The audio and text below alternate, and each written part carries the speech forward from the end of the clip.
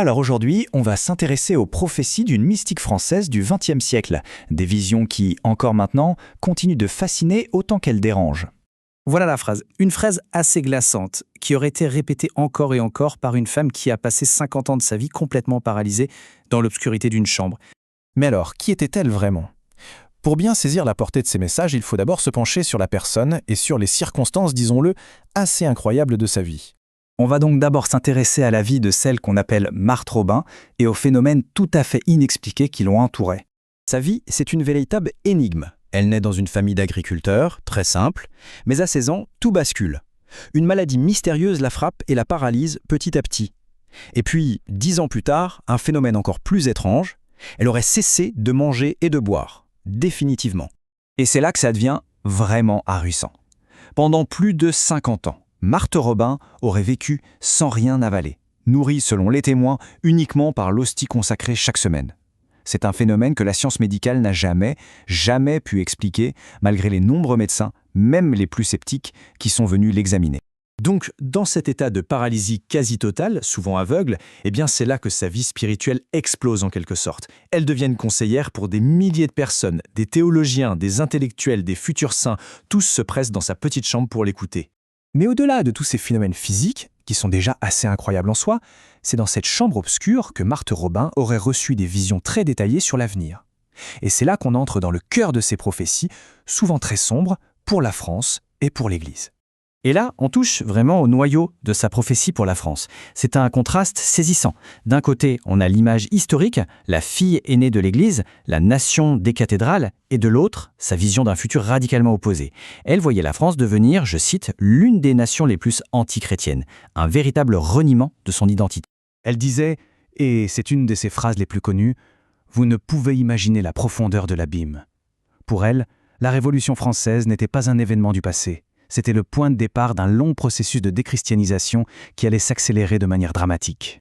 Et ces visions ne s'arrêtaient pas à la société civile. Elles décrivaient aussi une crise terrible au sein même de l'Église catholique, une sorte d'implosion, avec des prêtres et des évêques enseignant de fausses doctrines, une confusion généralisée sur les dogmes, au point que les fidèles ne reconnaîtraient plus leur propre culte. Et surtout, elle parlait d'un silence assourdissant de la hiérarchie face à tout ça. Et c'est là que sa prophétie devient vraiment intéressante. Pour Marthe, cet abîme, cette chute, ce n'était pas la fin de l'histoire. Au contraire, c'était une étape. Douloureuse, certes, mais une étape nécessaire. Ce qu'elle prophétisait, c'est qu'après cette période de chaos, la France et l'Église connaîtraient une renaissance absolument spectaculaire. Un nouveau printemps, disait-elle, comme on n'en avait jamais vu dans toute l'histoire. Et le mot-clé pour comprendre ça, c'est le concept de purification. Dans sa vision, toutes ces épreuves, ce n'était pas une punition gratuite.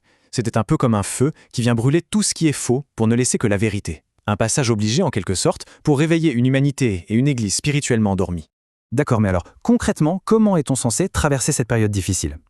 Marthe ne s'est pas contentée de prophétiser le chaos, elle a aussi donné des conseils très pratiques pour se préparer.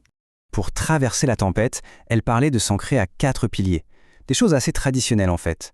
La prière quotidienne et surtout le chapelet qu'elle appelait l'arme la plus puissante. Rester proche de l'Eucharistie, la confession régulière. Et enfin, et c'était crucial pour elle, la vie de famille, comme lieu où transmettre la vraie foi pour former les leaders du renouveau à venir. Ok, mais la question qu'on peut se poser, c'est pourquoi aujourd'hui, des décennies après sa mort, on parle encore de ces visions? Qu'est-ce qui fait qu'elles résonnent encore si fort? Pour ceux qui la suivent, une grande partie de sa crédibilité vient de ça. Ils pointent vers une liste de prédictions qui, selon eux, se sont réalisées avec une précision assez bluffante. On parle de la Seconde Guerre mondiale, bien sûr, mais aussi des troubles dans l'Église après le Concile Vatican II, de la révolution culturelle des années 60, de la légalisation de l'avortement ou encore du déclin massif de la pratique religieuse. Et il y a un autre élément qui donne du poids à ces paroles, du moins pour les croyants. C'est la reconnaissance officielle de l'Église. Elle a été déclarée vénérable pour ses vertus héroïques. C'est une étape très importante sur le chemin de la sainteté. Ça lui donne une légitimité institutionnelle. Finalement, ces prophéties, c'est à la fois un avertissement et une promesse. C'est comme une feuille de route qui trace un chemin à travers l'obscurité pour aller vers un renouveau. Et ça nous laisse avec une question assez vertigineuse. Si on regarde l'état du monde actuel, où est-ce qu'on se situerait sur cette carte ?